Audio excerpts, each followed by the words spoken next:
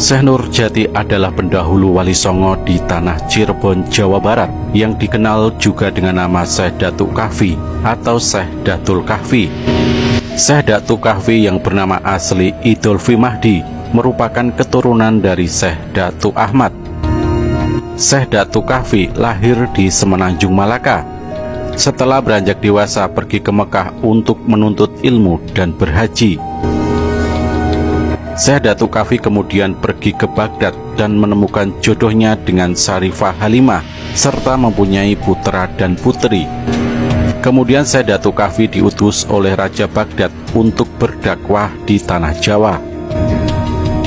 Syekh Datuk Kahfi yang berangkat bersama rombongan dari Baghdad sebanyak 10 pria dan 2 orang perempuan tiba di Muara Jati.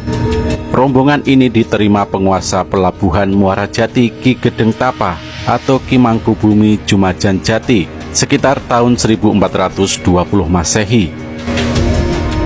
Syekh Datuk Kahfi mendapatkan izin dari Ki Gedeng Tapa untuk bermukim di daerah Pesambangan di sebuah bukit kecil bernama Giri Ambaran Jati. Di tempat baru tersebut, Syekh Datuk Kahfi mulai berdakwah mengajak masyarakat untuk mengenal dan memeluk agama Islam. Setelah mendengar tentang agama baru tersebut, orang-orang berdatangan dan menyatakan dirinya masuk Islam dengan tulus dan ikhlas.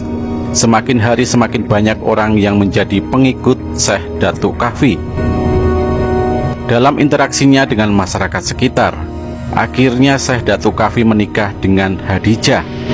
Hadijah adalah cucu Haji Purwagaluh atau Raden Bratalegawa, orang pertama yang pergi berhaji dari Jawa Barat, yang saat itu masih bernama Kerajaan Galuh, janda dari seorang saudagar kaya raya yang berasal dari Hadramaut. Dengan pria tersebut, Hadijah tidak dikaruniai putra, namun setelah pria itu meninggal dunia, Hadijah memperoleh seluruh harta warisan dari suaminya. Setelah suaminya meninggal, Hadijah bersama kedua orang tuanya pulang ke Kerajaan Galuh dan menetap di Dukuh Pesambangan. Harta warisan tersebut digunakan Hadijah bersama suami barunya, yaitu Syekh Nurjati, untuk membangun sebuah pondok pesantren yang bernama Pesambangan Jati. Pernikahan Syekh Datuk Kahfi dengan Hadijah dikaruniai seorang putri yang bernama Nyai Ageng Muara, yang kelak menikah dengan Ki Gede Krangken. Syekh Datuk Kahfi juga leluhur dari Raja-Raja Sumedang, karena merupakan buyut dari Pangeran Santri atau Ki Gedeng Sumedang, penguasa di Kerajaan Sumedang Larang, Jawa Barat. Nama Kahfi yang menyertai namanya berasal dari bahasa Arab yang berarti gua, karena tempat dia mengajar ilmu agama adalah di dalam gua.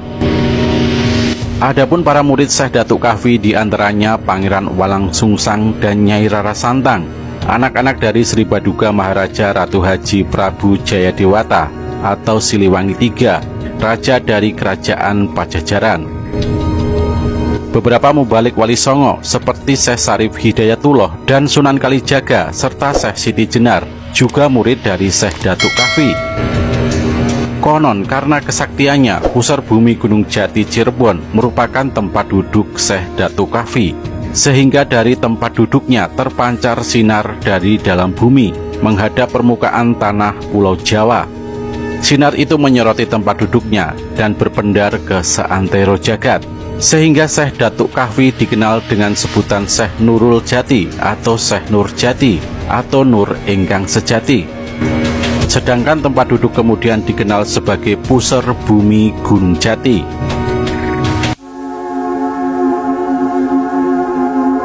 Asal-muasal pusar bumi konon menurut cerita dari Cirebon, Pulau Jawa sebelum ajaran Islam berkembang, adalah merupakan hutan rimba yang sangat angker, penuh dengan rawa yang membanjir, ditumbuhi banyak pepohonan besar dan semak belukar yang lebat. Di salah satu puncak gunung hiduplah seorang pertapa bernama Pendeta Bagral Banjir. Di Gunung Ciremailah sang pendeta diyakini melakukan tapa demi meminta kepada Sang Yang Maha Tunggal supaya diberikan ilmu wijihing serandil dan kesempurnaan hidup. 15 tahun sudah Pendeta Bagral Banjir bertapa di puncak Gunung Ciremai. Tidak sia-sia keinginannya dikabulkan oleh Sang Yang Maha Tunggal, Bersamaan dengan Raga Sukma, ilmu Wijihing Serandil merasuk ke tubuh pendeta Bagral Banjir. Sang pendeta langsung merasakan tubuhnya menggigil kedinginan dan akhirnya pingsan tak sadarkan diri. Bersamaan dengan itu, tanpa disadari oleh pendeta Bagral Banjir, Gunung Ciremai mendadak meletus dahsyat. Puncak Gunung Ciremai itu ambrol, terpental, melesat jauh ke angkasa dan akhirnya jatuh ke laut. Puncak Gunung Ciremai itu terombang-ambing di perairan laksana perahu dihantam ombak badai. Sementara itu, tubuh pendeta Bagral Banjir telah raib, hilang tanpa bekas, bak pindah ke dimensi lain. Sekian ratus tahun berlalu, puncak Gunung Ciremai masih terombang-ambing di laut. Saat itulah datanglah seorang yang diyakini sebagai Syekh Datuk Kahfi ke puncak gunung yang terombang-ambing tersebut. Memperhatikan dengan seksama, kemudian meyakini bahwa tempat inilah yang dicarinya. Itulah petilasan tempat bertapa pendeta Bagral Banjir. Segera sang syekh tersebut menuntaskan tapa yang pernah dilakukan oleh sang pendeta. Dari tempat duduk tersebut lalu terpancar sinar dari dalam bumi menghadap permukaan tanah Pulau Jawa.